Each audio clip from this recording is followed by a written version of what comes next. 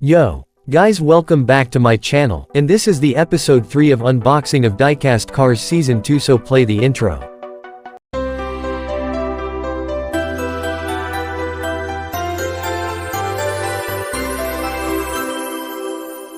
So guys, on today's episode I'll unboxing another new car. It's 1957 Chevy. It's just a year name, they are not explaining the model of this cause it's a fake Hot Wheels. You guys know that if it is real they will put the model plus the year of this car on original Hot Wheels.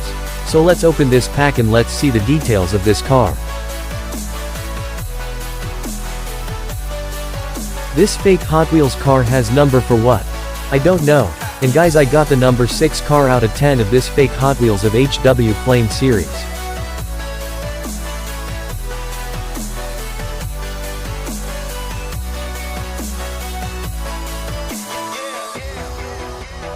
Okay guys, the coloring and design of this car looks good to me. Wait a minute, they say HW Flame series and this car has no flaming fire design on the body of this car, it just say 2018 Valentine, not flame design. Oh. I forgot guys that it's a fake Hot Wheels. This cars has no details, no backlight and not front light, and guys, I already explained on my previous video that the body of this car is metal and the base of this car is plastic.